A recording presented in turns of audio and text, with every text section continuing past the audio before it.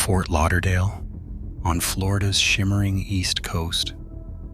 A postcard city, endless beaches, turquoise water, and long promenades carried by the warm ocean wind.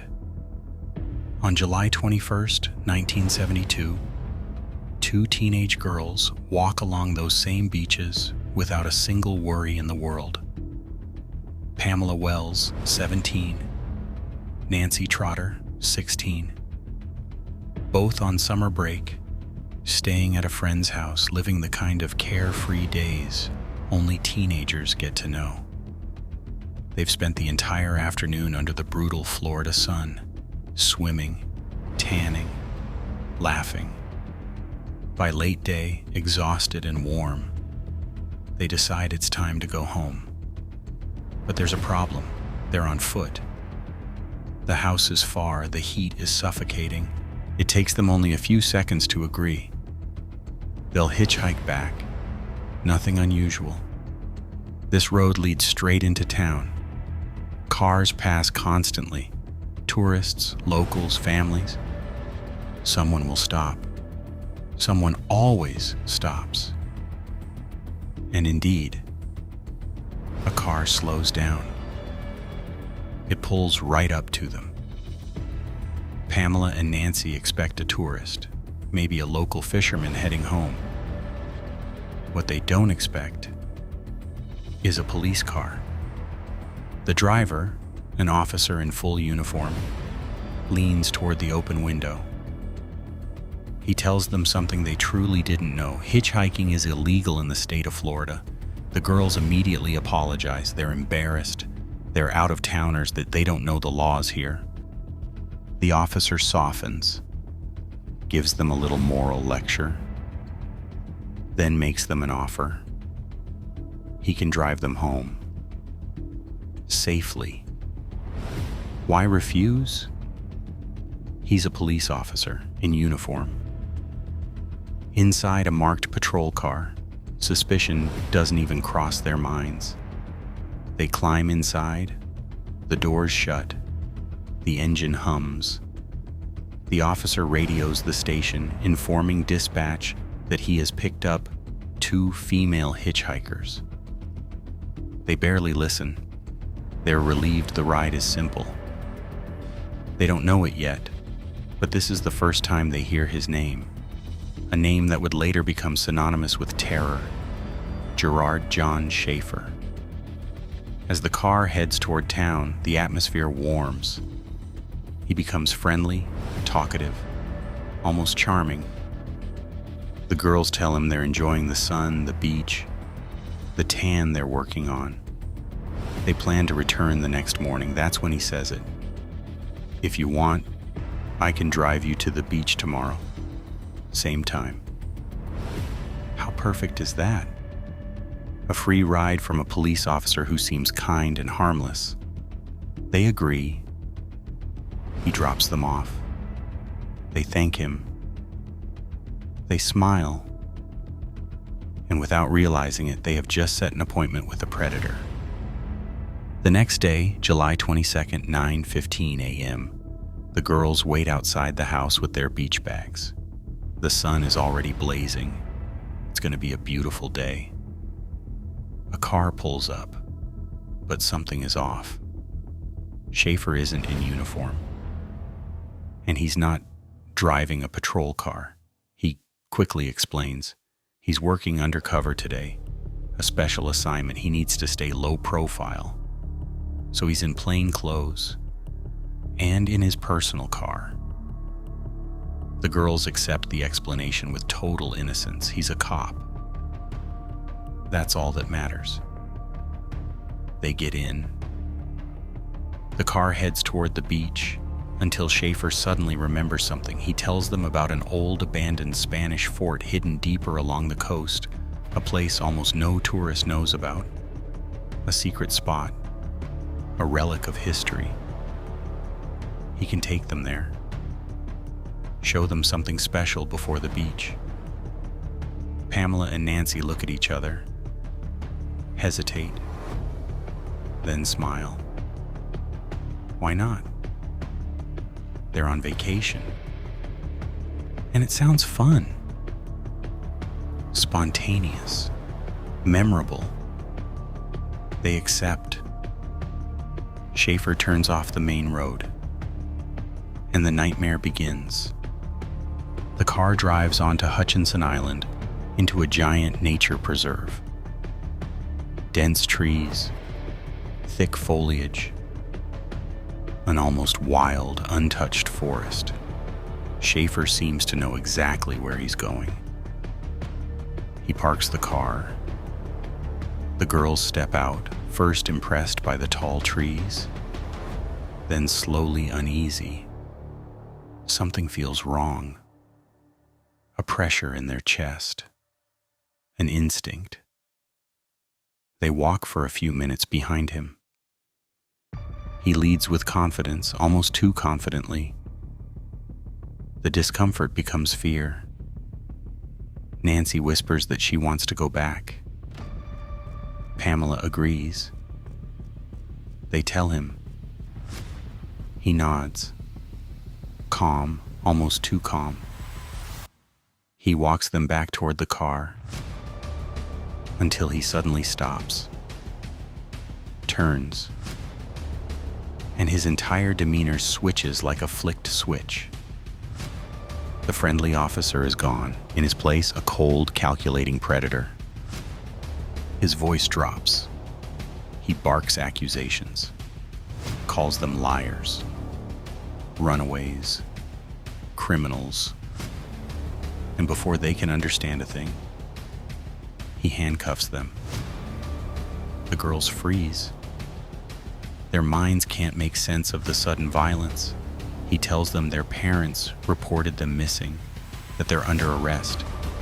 Nothing makes sense. They're on vacation. Their families know exactly where they are.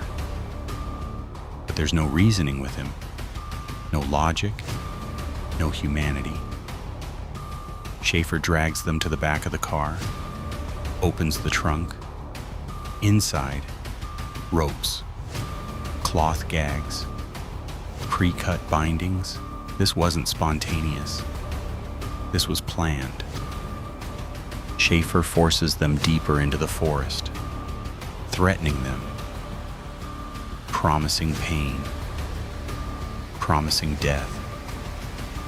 A few meters later, he chooses a tree, almost ritualistically. He binds their arms tightly to the trunk.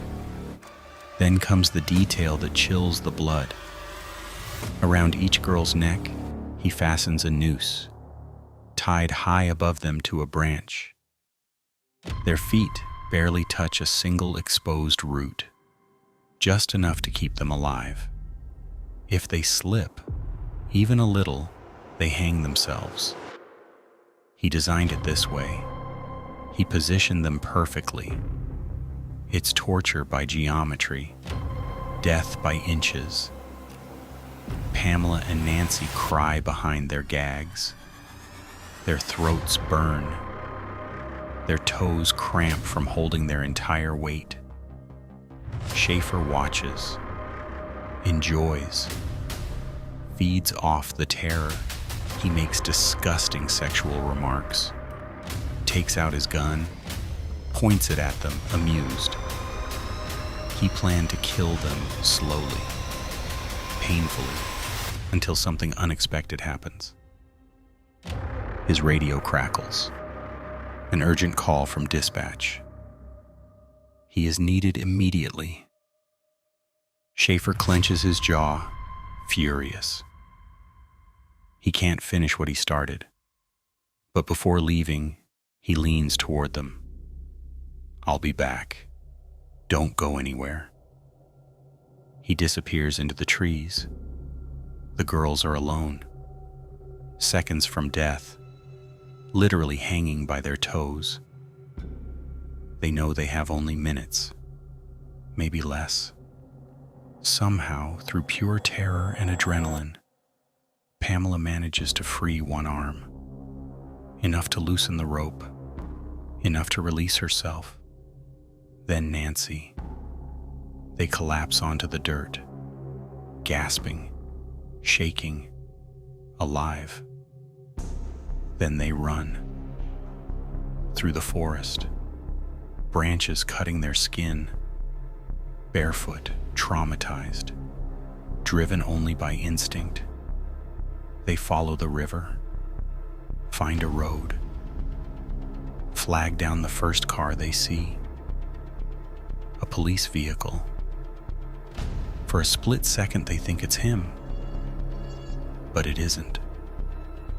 They collapse into the officer's arms, sobbing, screaming Schaefer's name.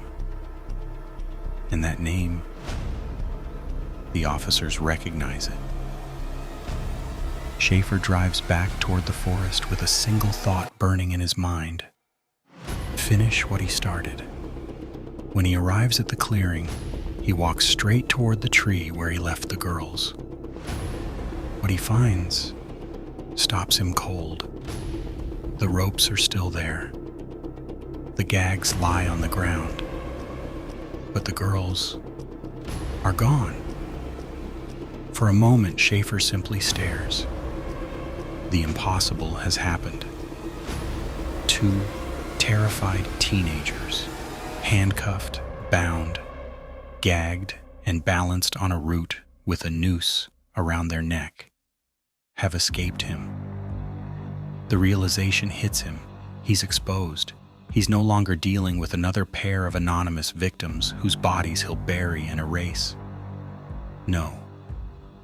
These two are alive, running, talking. Panic creeps in, something he's not used to feeling. But instead of fleeing, Schaefer does something incredible. Something only a narcissist of his caliber could imagine. He tries to bluff, right there in the forest, standing in front of the stripped bark where the ropes had rubbed. He grabs his police radio and calls his superior, Sheriff Richard Crowder. With a trembling voice, rehearsed, ashamed, Schaefer says, "Sheriff, I made a mistake. I scared two hitchhiking girls to teach them a lesson. It got out of hand. I didn't get the chance to tell them it was a scare tactic." A scare tactic, that's his excuse. He claims he staged a kidnapping to warn them about the dangers of hitchhiking. In his mind, the girls aren't victims, they're misunderstanders. A disturbing logic only a psychopath could believe might work. What Schaefer does not know is that at that exact moment, Nancy and Pamela are already safe at the sheriff's office, crying, shaking, and describing everything he did. Schaefer's story is collapsing before he even finishes telling it. Sheriff Crowder listens to the radio transmission in horrified disbelief. No officer, not even the most reckless, would kidnap girls, handcuff them, tie them to a tree, put a noose around their neck, gag them, threaten to kill them, all just to teach a lesson. Crowder arrives at a conclusion instantly. Schaefer is lying. Badly. The sheriff also remembers details from the teens' statements. The pre-cut ropes in the trunk, the gag cloth strips, the lie about undercover work, the forest he walked like a man who had been there many times, the precise setup of the noose. Nothing about it sounds spontaneous. This wasn't a mistake. This wasn't a scare tactic. This was a ritual. One he'd done before. One he meant to finish. Crowder orders Schaefer brought in immediately. And for the first time, Schaefer feels something new. A threat he can't control. After receiving the girl's testimony, Sheriff Crowder takes Schaefer's badge on the spot. The deputy sheriff, hired only weeks earlier, is suspended and then fired. But the sheriff has no idea yet that he's dealing with one of the most dangerous predators in American history. Because at this point, all they can charge Schaefer with is false imprisonment, assault, crimes that, on paper, sound mild next to what he actually planned. He pays $15,000 bail, and he's released, free. And over the next 4 months, while awaiting trial, Gerard John Schaefer, the man who almost hanged 2 girls alive, will roam Florida as a free man, and he will kill. 2 months after the disappearance of Nancy and Pamela, Florida struggles under the heavy late summer heat. It's September 27th, 1972. On a quiet road near Fort Lauderdale, 2 teenage girls, Susan Place, 17, and Georgia Jessup, 16, wait by the roadside with their thumbs out, hoping for a ride. Just like Nancy and Pamela before them, they're simply looking for a bit of kindness. And just like Nancy and Pamela before them, Gerard John Schaefer stops. He pulls up in his blue-green Dodge, window down, easy smile, calm voice, nothing threatening about him at all. The girls get in without hesitation. They have no reason to feel unsafe. Dozens of people have sat exactly where they are, and nothing ever seemed unusual. To them, Schaefer appears, polite, charming, clean-cut, well-spoken, someone who feels familiar and trustworthy. People like Schaefer are experts in duality, warm, pleasant, and attentive when others are watching, something entirely different when they're not. That first evening, he simply drives them home. A perfectly normal encounter. Exactly like the first night with Nancy and Pamela, he's building trust. Before they leave, he tells them, "I'll take you to the beach tomorrow morning. We can bring a guitar, hang out, enjoy the sun." And the girls, thinking they've made a new friend, agree. But beneath the surface, something else has already been set in motion. Unlike Nancy and Pamela, Susan and Georgia aren't tourists. They live at home with their parents. Their families meet Schaefer briefly when he drops them off. He introduces himself as Jerry Shepard. Not a policeman, just a friendly young guy. He's polite, respectful, well-spoken. And in the early 1970s, before serial killers were a known concept, a well-mannered stranger didn't automatically trigger fear. Parents trusted people more. Doors were left unlocked. Hitchhiking was normal. So when the girls ask, "Can we go to the beach with him tomorrow?" their parents say yes. Susan's mother, however, feels a small, quiet discomfort, something she can't explain. She watches Schaefer's car leave, a blue-green Dodge. She memorizes part of the license plate, a tiny act of intuition, the last lifeline her daughter will have, because Susan Place and Georgia Jessup will never return from that morning trip. When sunset arrives and the girls are still not home, Susan's mother feels something inside her break. By nightfall, panic overwhelms the house. She calls the police. She gives the car description, the partial plate, the stranger's fake name, the timeline, every detail she can remember. But with so little information, the investigation stalls. Reports of missing teenage girls were dismissed as runaways. And while the police search, Schaefer sits in his house, quiet, calm, unbothered. He knows exactly how to hide bodies. He's done it before. The girls' families pray. Schaefer plans his next move. A month passes, then 2. Finally, Schaefer is sentenced for the kidnapping of Nancy and Pamela. Just 1 year in jail. 1 year for nearly killing 2 girls. But the truly horrifying part, what he did to Nancy and Pamela, was nothing compared to what he did to Susan and Georgia. While Schaefer begins serving his sentence, Susan's mother refuses to let the case fade. She searches her daughter's room, looking for anything. A name, a note, a clue, and there it is. A letter, written by Susan, addressed to Jerry Shepard, but it had been returned to sender. The address is printed clearly on the envelope. Susan's mother grabs her car keys. She drives straight to that address. She knocks on the door. A woman opens. Teresa Dinan, Schaefer's wife. "Do you know a Jerry Shepard?" "No." But Susan's mother insists. "My daughter sent a letter here.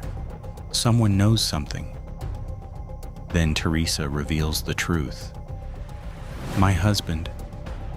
His name is Gerard Schaefer. He's in jail right now for kidnapping 2 teenage girls." Everything collapses.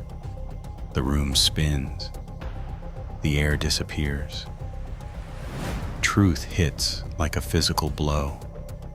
Her daughter was with a predator, a kidnapper, a monster. And suddenly, the blue-green Dodge, the plate number, the uneasy feeling, all of it makes sense. But by then, it's too late. On April 1st, 1973, 2 hikers on Hutchinson Island make a discovery that will haunt them forever. A piece of bone, half buried, then more bones. Cloth fragments, a shoe, a leg, a dismembered torso, the smell of death in humid Florida air. Police arrive and begin digging. What they uncover is not a crime scene. It is a dump site, a killing ground, a mass grave. Over the next hours, they recover broken teeth, a human skull, clothing, rope marks on nearby branches, initials carved into bark, G. J. Georgia Jessup. Dental records confirm the horror. The remains belong to Georgia Jessup and Susan Place. Both girls were tied to a tree, tortured, hung, mutilated, and likely abused after death. Exactly the same ritual Nancy and Pamela escaped. Except this time, no one arrived to interrupt him. When the remains of Susan and Georgia are formally identified, detectives know one thing. Gerard John Schaefer didn't just snap. He has done this before, many times. They obtain a warrant for Schaefer's house, his car, and his mother's home. Because serial killers rarely hide their secrets in plain sight. They hide them where no one ever thinks to look, their childhood rooms. Schaefer's mother greets investigators politely. She's confused, nervous, unaware of her son's darkness. "My son told me never to go into that room," she admits. She thought he stored old schoolwork, books, junk, personal belongings. With a trembling hand, she opens the forbidden door, and the detectives step into one of the most disturbing rooms ever found in the home of an American serial killer. Hundreds of handwritten pages, notebooks, loose sheets, stacks on the floor. When detectives pick them up, they read graphic torture descriptions, detailed accounts of kidnappings, long monologues about killing, fantasies indistinguishable from real crimes. But then, some pages start describing events with dates, locations, victim descriptions, and procedures identical to real missing person cases. This is not fiction. This is record keeping. It is his private encyclopedia of murder.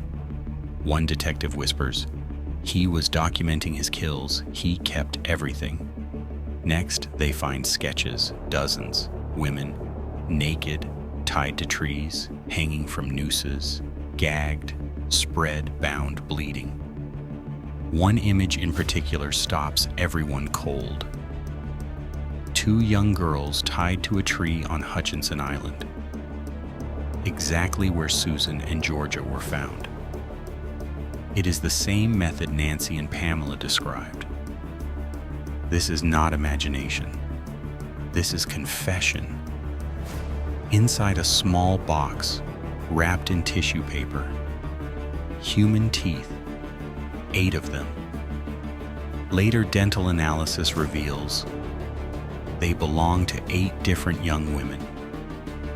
This means Schaefer didn't just keep souvenirs. He removed pieces of his victims and preserved them, like trophies.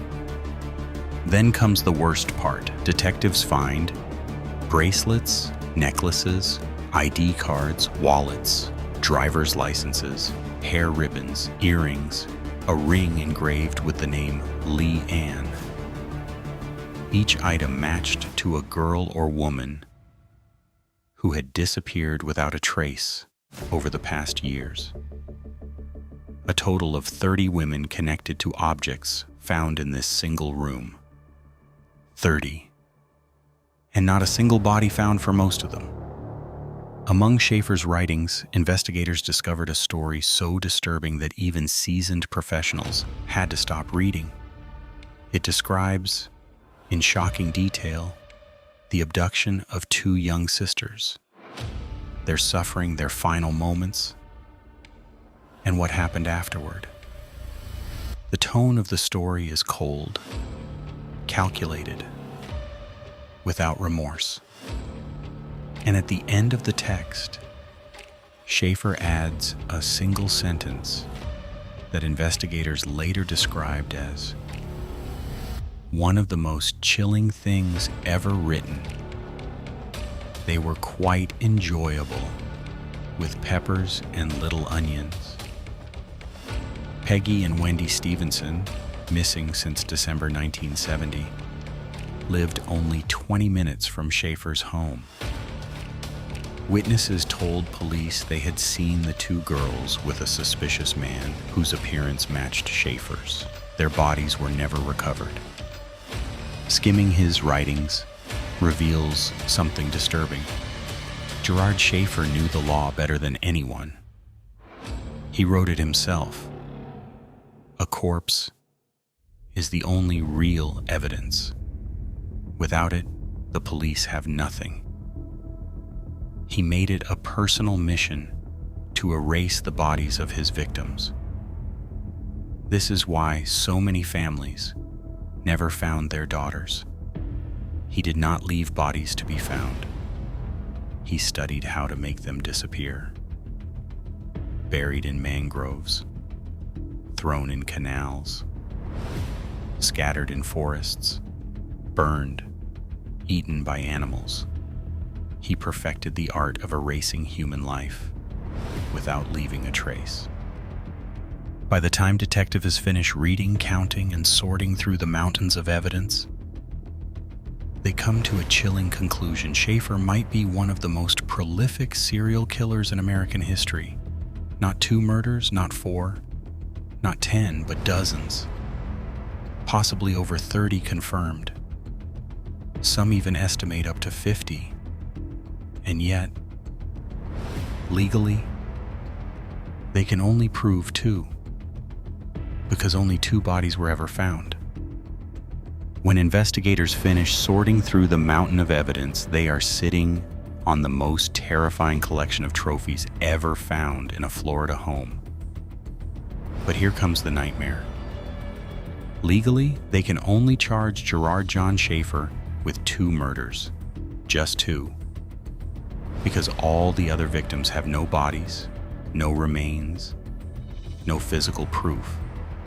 Only diaries, fantasies, drawings, teeth, jewelry, missing girls who never came home. But in American law, without bodies, prosecutors cannot lock him for homicide. And Schaefer knew that. He built his crimes around it. Nancy and Pamela, the 2 teenagers who escaped from the noose in the forest, have become the key witnesses in the entire case. Their testimony matched the rope marks on trees, matched the behavior described in the papers, matched 2 missing girls' cases, and placed Schaefer directly at the scene. They didn't just survive. They cracked open the career of a serial killer. Because of them, the world discovered his patterns, his fantasies, his hunting grounds. But Schaefer is still arrogant, still convinced he's smarter, still convinced he can slip through the justice system one more time. In 1973, the public courtroom is packed. Journalists, police officers, families of missing girls, curious citizens, terrified parents. Everyone wants to see the face of the deputy sheriff who tortured teenagers in the woods and left trophies like souvenirs of war. Schaefer enters, smiling, calm, smooth, well-dressed, well-spoken, professional, almost charming. He acts like he's the real victim. He repeats the same story. It was a prank gone wrong, a harmless lesson for hitchhikers. I never intended to harm them. He denies everything. Everything. Even when shown. The rope burns on the tree, the gag cloths, the drawings, the trophies, the teeth, the journals he claims. I wrote fiction. You can't put a man in prison for imagination. He plays the role of the misunderstood genius, but the jury sees through him, especially when the prosecution reads excerpts of his writings out loud. The courtroom falls silent. People cry. Some stand up and walk out. Some look away, unable to listen. His fantasies are too graphic, too violent, too sadistic, and too real. In October 1973, guilty, first-degree murder. Sentence, 2 consecutive life sentences, because Florida reinstated the death penalty 3 years after his trial. He narrowly escapes execution. But justice gives him what many killers fear most: a lifetime to rot with other murderers who hate child killers. And Schaefer is about to enter a prison that contains some of the worst predators in U.S. history, including someone who will become his biggest rival, Ted Bundy. 2 men who built their lives on manipulation, sadism, and the illusion of superiority. 2 men who cannot stand the idea that someone else might be greater than them, even in evil. They cross paths in the prison law library. Schaefer is flipping through legal books, plotting appeals, writing letters to sue journalists. Bundy is doing the same. For a moment, both men stare at each other like predators, sizing each other up. Bundy breaks the silence. "I hear you've killed 34 girls." Schaefer smirks. 36, actually. And you? Bundy tightens his jaw, annoyed, offended. The number they know is 30. Schaefer leans back, enjoying every second. You know what that means, Ted? I'm better than you. There it is. Two monsters competing like children on a playground, except the points in their game are human lives. It becomes an obsession. Inside that prison, guards report Schaefer bragging, Bundy counter-bragging, both men downplaying the other's intelligence, both trying to rewrite their crimes as masterpieces. They weren't just killers. They were narcissists who needed an audience, even behind bars. Schaefer often tells other inmates Bundy is sloppy, amateur, he got caught too easily. Bundy fires back. Schaefer? He's fiction. He writes stories. I lived mine. Every psychopath in the prison hears about the feud. To the rest of the inmates, it's like watching two villains fight over who gets to sit on the throne of hell. Schaefer spends his time writing angry letters, threatening authors, suing journalists, trying to force newspapers to stop calling him a serial killer, complaining about how artists portray him, arguing grammar in articles about him, whining about being called overweight. He once wrote, I demand you retract your statement that I weigh 205 pounds. My weight is 180. Yes. A man suspected of murdering over 30 women is furious about being called fat. That's how deep the narcissism goes. Despite all his appeals and tantrums, Schaefer is stuck in a cell every night, with one inmate in particular who hates him more than anyone. Vincent Rivera, convicted killer, violent, unpredictable, and extremely sensitive to disrespect. One day, the two men get into a heated argument over a cup of instant coffee. It sounds ridiculous, but in prison, small things explode like dynamite. Rivera warns him once. Schaefer makes a sarcastic comment. Rivera waits, watches, studies him. And one night when the cell door closes, everything snaps. Night falls on Florida State Prison. It's December 3rd, 1995. The tiers are quiet. The guards patrol lazily. Nothing unusual. Inside cell C-220. However, a storm is coming. Gerard John Schaefer sits on his bunk, scribbling letters that no one wants to read, complaints about media bias, lawsuits against authors, ramblings about how Ted Bundy envied him. Across from him, on the lower bunk, sits Vincent Rivera, a man twice Schaefer's size, with a criminal history soaked in blood, and a temper that makes other inmates step aside. For weeks, Rivera has been boiling. Not because Schaefer is a monster, not because he tortured women, not because he was a predator hiding behind a badge, but because Schaefer is arrogant, condescending, always talking, always bragging, always reminding everyone how intelligent and superior he is. And worst of all, he drank Rivera's coffee without asking. In prison, that's not a small thing. That's war. The argument starts quietly. Rivera, don't touch my stuff again. Schaefer laughs smugly. Relax, it's just coffee. Rivera, I said don't touch it. Schaefer rolls his eyes.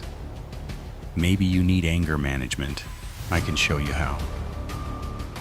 Rivera stands, slowly, deliberately. Schaefer doesn't move. He's used to talking his way out of situations. He always assumes he's the smartest man in the room, but not tonight. Rivera takes a sharpened metal shank he'd hidden inside a rolled-up magazine, and without warning, the first stab hits the side of Schaefer's skull.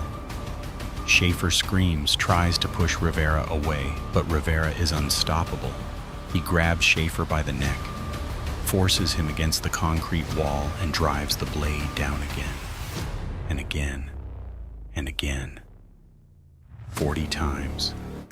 Head, face, neck, back of the skull. The sound is sickening. Wet, fast, violent. Schaefer collapses to the floor, hands shaking, blood pooling around him. Rivera keeps going. This isn't a murder, it's an execution. When the guards finally rush in, Vincent Rivera is sitting calmly on the bunk, holding the bloody shank. Schaefer's body lies twisted on the floor, covered in stab wounds, unrecognizable. Rivera looks at the guards and says, "He won't be drinking my coffee anymore." That's it. No emotion, no regret, just a simple statement of fact.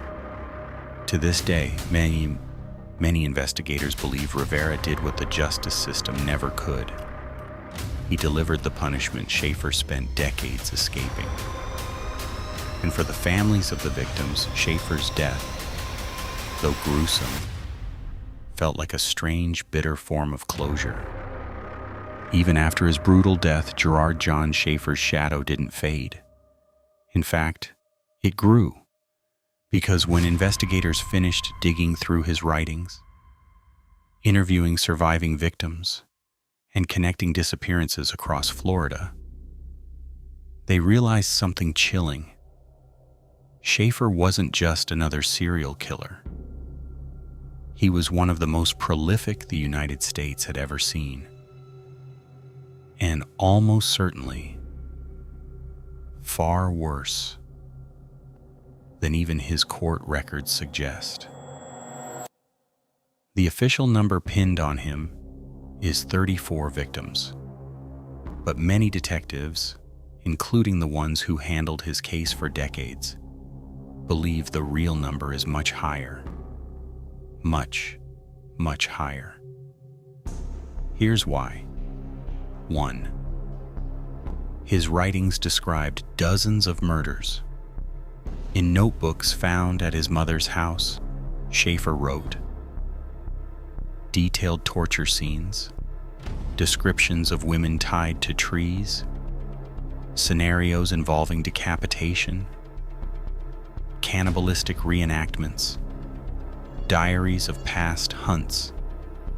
They were written like stories, but many included specific details, matching real missing persons cases.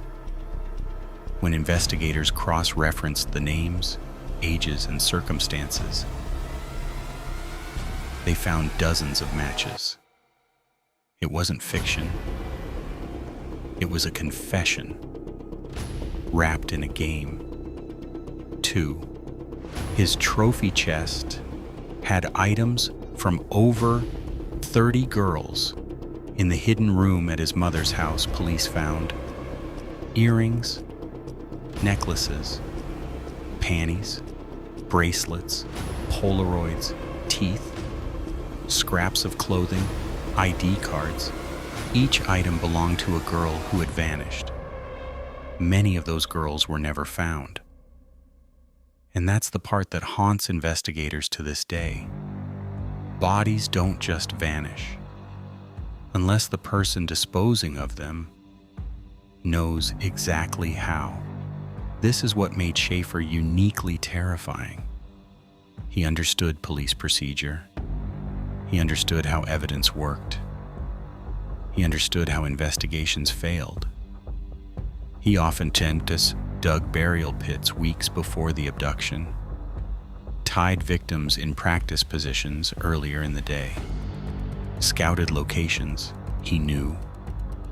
Hikers rarely visited, wiped down bodies, and moved them multiple times, returned repeatedly to ensure no trace was left. He didn't improvise. He planned. And that's what separates him from most serial killers. Fort Lauderdale, in the late 60s and early 70s, had a disturbing pattern of girls disappearing. Always young, always travelers, students, or girls living alone. Always near the same geographic cluster. Different officers handled the cases. No one connected the dots. Some girls had last been seen talking to a policeman, but no one questioned the idea deeper. It's only years later that one detective said, "Schaefer was hunting right under our nose. If Pamela and Nancy didn't escape, we might never have caught him." Most serial killers have a signature: strangulation, stabbing, posing bodies, keeping trophies. Schaefer? He was different. He didn't just want to kill. He wanted control, fear, humiliation, slow violence, and sexual domination. He enjoyed tying girls to trees, making them balance on their toes, watching them struggle not to choke, mocking them, photographing their terror, delaying the moment of death, abusing their bodies long after death. To him, murder wasn't the goal, the suffering was. And that is why criminal psychologists often place him in the same category as Ted Bundy, Jeffrey Dahmer, Israel Keyes, Albert Fish. But with one terrifying distinction: Schaefer was trained to protect people, and he weaponized that trust. After his death, families of missing girls wrote letters saying, "I hope he suffered. I hope he felt fear. I hope someone did to him what he did to them." Some cried because they never had a body to bury. Others were relieved the monster was gone. For many, Schaefer's death was the closest thing to justice they would ever receive. Gerard John Schaefer will be remembered as a manipulator, a sadist, a predator, a fake hero, a murderer, and one of the most twisted police officers in American history. His killing spree changed Florida law, shaped how departments handle missing persons, and inspired dozens of books, documentaries, and psychological studies. Even today, investigators still discover cold cases that fit his methods perfectly, which means one thing: his story might be over, but his victims are still being counted.